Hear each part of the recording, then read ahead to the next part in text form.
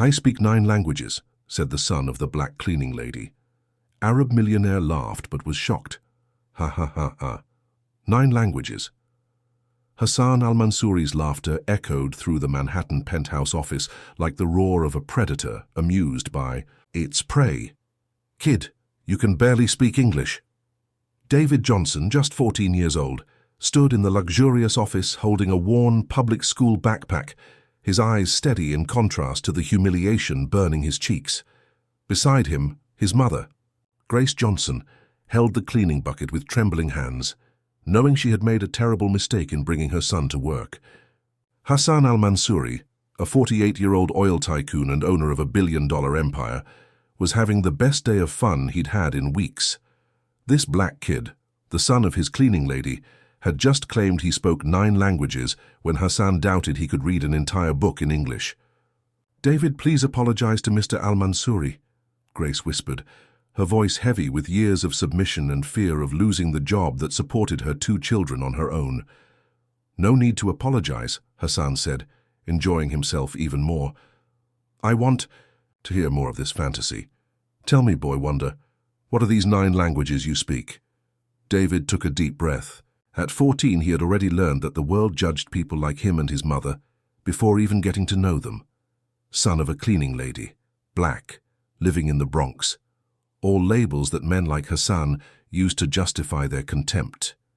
English, Spanish, French, German, Arabic, Mandarin, Russian, Italian, and Portuguese, David replied calmly, each word spoken with a clarity that made Hassan stop laughing for a second. "Liar," Hassan declared, returning to his Italian marble desk. "Grace, your son has serious fantasy issues. Maybe you should take him to a psychiatrist instead of bringing him here."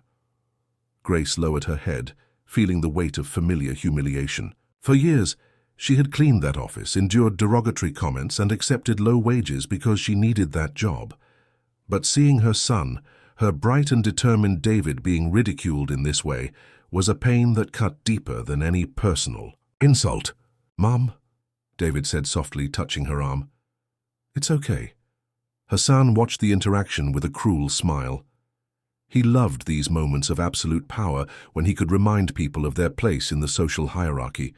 He had built his empire not only through business acumen, but through a calculated cruelty that destroyed anyone who dared to question him.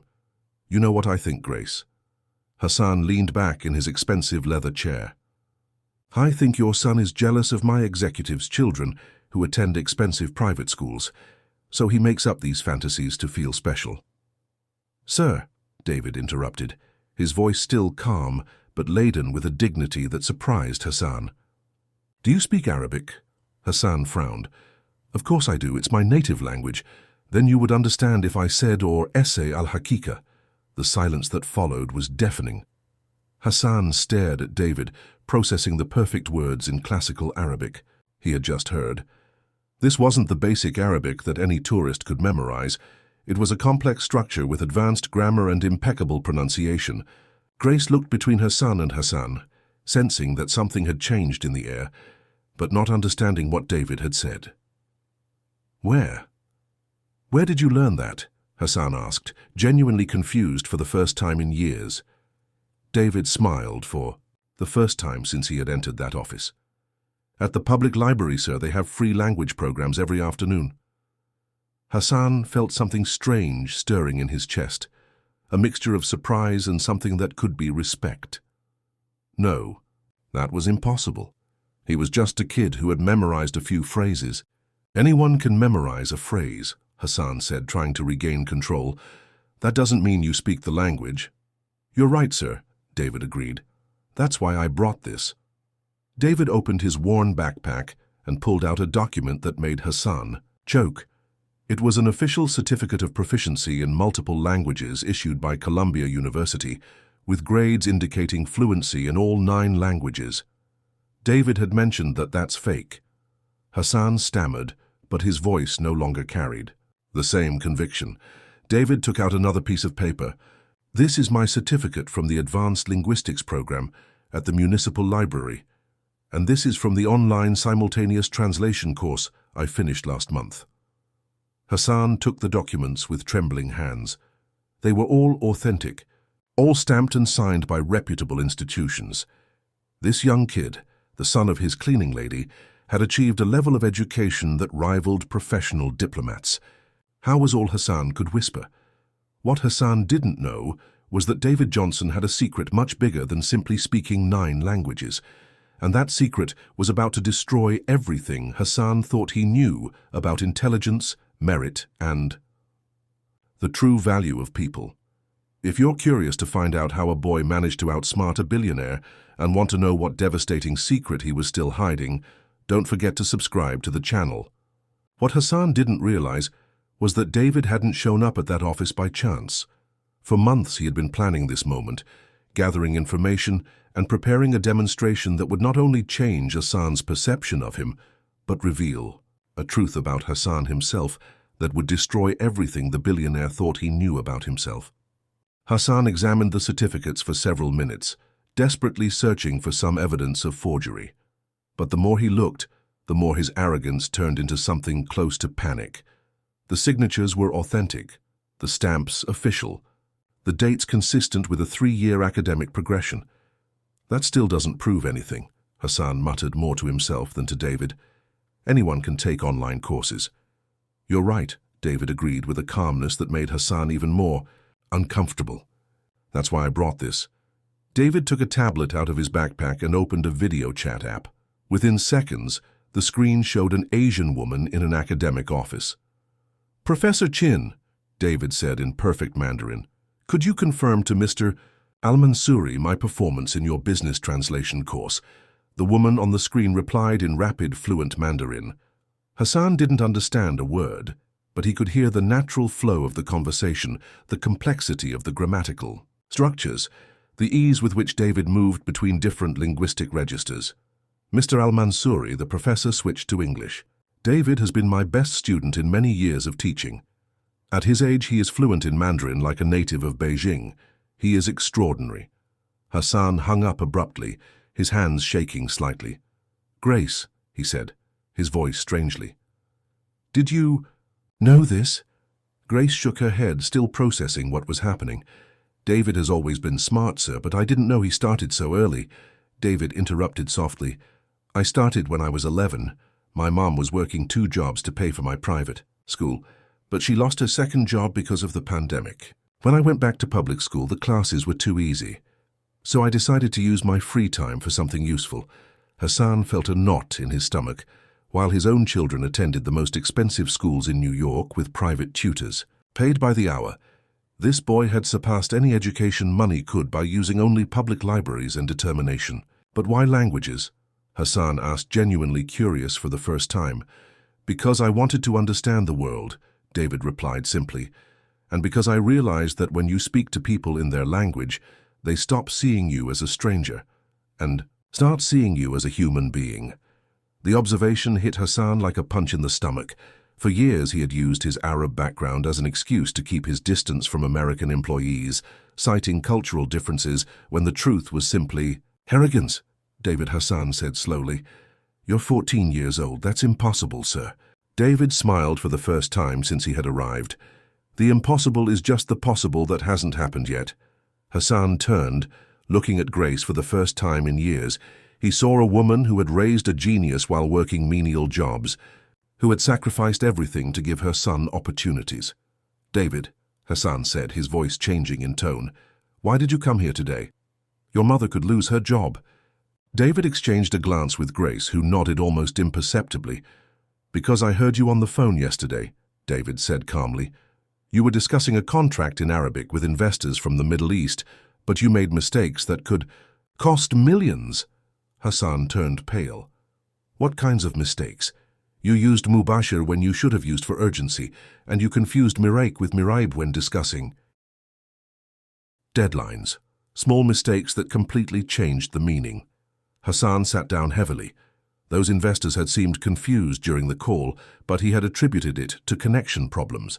In fact, his linguistic blunders had nearly sabotaged $1 million deal. How did you know I was making mistakes? Hassan asked. Because I've been studying business Arabic for years, David replied. It's my specialty. Hassan looked at David with new eyes. This kid was an expert in international business communication at the age of 14. "David," Hassan said slowly, "you saved my business without me knowing it." "Actually," David said, pulling another document from his backpack, "I did more than that." Hassan took the paper. It was a detailed proposal for restructuring the company's international communications, identifying linguistic flaws that had cost them contracts, and suggesting specific solutions. "You analyze my company," Hassan whispered. "Just public communications," David explained. "Press releases, transcripts, online documents. I found patterns of mistakes that explain lost business." Hassan read it twice. It was brilliant, detailed, and worth hundreds of millions in recovered contracts. "Why did you do that?" Hassan asked. Confused, David took a deep breath. "Because I wanted to show you that value isn't about your parents' money. It's about what you can contribute." Hassan felt something break inside him. For years he had assumed that success was hereditary, that intelligence was a class privilege. This kid had completely shattered that belief. "Hassan al-Mansouri," David said, using his full name for the first time. "Can I ask you a question?" Hassan nodded. "If a kid like me can do this using public libraries, what could other young people like me do with the same opportunities your kids have?" The question hung in the air like a bomb about to explode. Hassan didn't know that David's demonstration was just the warm-up, because hidden in that beat-up backpack was a recording that would prove that Hassan had lost million-dollar contracts, not because of linguistic incompetence, but because of something much worse. And David was about to use that evidence in a way that would forever change the balance of power in that office. Hassan was processing David's devastating question when the boy pulled one last item from his backpack, a small digital recorder that made the billionaire's blood run cold. "Before I answer your question," David said calmly, "I need to show you something." David pressed play. Hassan's unmistakable voice filled the office. "These black Americans are all the same, lazy, uneducated, always blaming others for their failures. That's why I only hire Arabs and whites for important positions." Grace covered her mouth in horror. Hassan turned pale. "Where? Where did you record this?" Hassan stammered. "In the elevator last week," David replied emotionlessly. "You were talking to your vice president about hiring policy. You didn't notice I was there." Hassan remembered it perfectly. He had come down with Robert Chun arguing about why they didn't promote black employees to executive positions. He thought they were alone. That's illegal. You can't record private conversations. Hassan exploded. "New York is a unilateral consent state," David replied calmly. "Completely legal. And considering that it documents systematic racial discrimination, I'm sure the Labor Department would be very interested." Hassan felt the world spinning. A recording like this could destroy his company, result in million-dollar lawsuits, ruin his reputation permanently. "What do you want?" Hassan whispered. David smiled, but it wasn't a childish smile. It was the smile of someone who had planned every move of this chess game. "I want you to choose," David said, walking over to Hassan's desk. "You can continue to believe that people like me and my mother are inferior, and this recording will end up on the desk of every journalist and labor lawyer in New York." Hassan swallowed hard. Or you can prove that you really learned something today. I want you to promote my mother to facility supervisor with a salary of $80,000 a year. I want a scholarship program for young people from disadvantaged communities. And I want you to hire me as a junior language consultant. "You're 14 years old," Hassan protested. "And I speak 9 languages better than any adult you know," David retorted. "Besides, I've already proven I can save your company millions." Hassan looked at Grace, who remained silent, but her eyes shone with pride and a dignity he had never noticed before. "Grace," Hassan said, his voice breaking, "you've raised a genius." "I've raised a man," Grace replied firmly. "A man who knows his own worth and won't accept being treated like less." David took a contract out of his backpack. "I've already prepared the terms. You have minutes to decide before this recording becomes public." Hassan took the contract with trembling hands. It was detailed, professional, and included clauses that protected both David and Grace from future retaliation. The boy had thought of everything. How do I know you won't release the recording even if I sign? Hassan asked. Because unlike you, David said, looking Hassan straight in the eye, I believe in giving second chances to people who genuinely want to change. Hassan reread the contract. The demands were fair, even conservative, considering the value David could add to the company, but signing meant admitting he had been wrong about everything. What if I don't sign? Hassan asked, already knowing the answer. David took out his cell phone. This recording will go to the New York Times, CNN, and the Attorney General's office in exactly, he looked at his watch, minutes and seconds. You're blackmailing me, Hassan said. I'm offering you justice, David corrected. You've spent years benefiting from an unjust system. Now you have the chance to be part of the solution. Hassan looked out the window at Manhattan, the city he had conquered through a mixture of intelligence and ruthless cruelty. But this kid had just outdone him on both counts. Grace, Hassan said softly, do you accept the promotion? Grace looked at David, who nodded encouragingly. I accept, sir. Hassan picked up a solid gold pen and signed the contract. David Johnson, he said, you just taught me the most expensive and most valuable lesson of my life. What lesson? David asked. That real intelligence isn't about where you were born or how much money you have. It's about what you do with the opportunities you create for yourself. David put away the tape recorder and held out his hand to Hassan. Welcome to the 21st century, Mr. Al-Mansouri. Hassan shook the boy's hand, feeling that he was making a much bigger deal than a simple employment contract. He was agreeing to see the world with completely different eyes. At that moment, David did something no one expected. He took 2 more recorders out of his backpack. For your information, David said casually, everything that happened here today was also recorded, including you signing this contract of your own free will. Hassan laughed for the first time in years. Not a cruel laugh, but a laugh of genuine admiration. You're frighteningly smart, kid. No, David smiled. I just prepared better. Hassan thought he had learned the most important lesson of his life.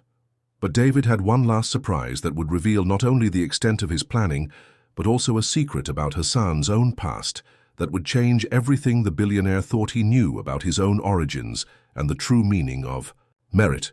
Months later, Hassan al-Mansouri was sitting at a round table in the Bronx Public Library, surrounded by young people from disadvantaged communities who were participating in the scholarship program David had demanded. The man who once saw public libraries as symbols of failure now considered them true centers of educational excellence. Mr. al-Mansouri asked Maria, a Latina girl, is it true that David got his first job at age 14 by blackmailing you? Hassan laughed genuinely. It's true, and it was the best thing that ever happened to me. David, now 15 and officially the youngest language consultant in American corporate history, watched from the desk next to him, where he reviewed international contracts worth millions. In months, his corrections and suggestions had generated millions in new business for al-Mansouri Industries. Tell the whole story, Maria insisted. Hassan looked at Grace, who now wore elegant suits as a facility supervisor and had become one of the most respected executives in the company. She smiled, encouraging him to continue. Months ago, I was a rich but miserable man. Hassan began, I thought my money made me superior to other people. Then David taught me that real intelligence has nothing to do with where you were born, but with what you do with the opportunities you create. But how did he know it would work? Asked Carlos, a 13-year-old boy who is now studying programming thanks to the program. David looked up from the contracts. Because I researched Hassan for months, I found out that he had grown up as a poor immigrant in Lebanon, arrived in the United States at age 16 without speaking English very well, and built his empire from scratch. Hassan nodded. David showed me that I had forgotten my own origins, that I had become exactly the kind of person who discriminated against me when I was young. And now? Maria asked. Now our company is the most diverse in the industry, Grace replied proudly. We hire talent based on competence, not last name or zip code. Hassan stood up and walked over to a wall displaying the certificates of the first beneficiaries of the David Johnson Young Talent Program. Do you know what the greatest discovery I've ever made is? What is it? they asked in unison. That, when you invest in talented people, regardless of their background, they don't just grow, they make you grow too. David closed his laptop and joined the group. Hassan al-Mansouri had every opportunity in the world, but he almost wasted the greatest, one of all, the opportunity to be a decent person. What about you? Carlos asked David. Weren't you afraid of failing? Of course I was, David admitted, but my mother taught me that the biggest failure is accepting to be treated as less than you are worth. I preferred to risk everything rather than remain invisible. Hassan looked at David with genuine admiration. The most impressive thing wasn't that he spoke 9 languages or analyzed my company. It was that he had the courage to confront a powerful man, knowing that it could destroy his own family's life. But you had a plan, right? Maria insisted. David smiled. Always have a plan, and always have evidence to back up your position. Grace stood up. It's time to go, David. We have a meeting with Japanese investors in an hour. Hassan turned to the young people. Want to know the best part of the story? David now makes more than I did at his age, not through inheritance or privilege, but through sheer merit. As they walked to the company car, a Mercedes that Grace now drove as an executive, Hassan reflected on the complete transformation of his life. David, he said, I have a confession to make. What is it? You didn't just save my company. You saved my soul. David stopped walking. What do you mean? I was becoming a monster? Rich, powerful, but completely empty inside. You forced me to remember that true success is when you use your privilege to lift others up, not to tear them down. Grace kissed her son's forehead. I'm proud of you, baby. Not for the money or recognition, but for the man you're becoming. And I, Hassan added, am honored to have learned from both of you that family isn't about blood. It's about people who make you want to be better. That afternoon, during the meeting with Japanese investors, David simultaneously translated negotiations that resulted in a massive deal. Hassan watched, remembering the day he had mocked that same boy. After the meeting, a Forbes reporter approached them. Mr. Al-Mansouri, how does it feel to be the first billionaire CEO to have a teenage advisor? Hassan smiled. I feel like I finally understand the true meaning of leadership. It's not about being the smartest person in the room. It's about recognizing and nurturing the intelligence of others. And you, David, what's your advice to other young people? David thought carefully. Never let anyone define your worth based on appearances or circumstances. Your origins don't determine your destiny, and always have evidence to back up your claims.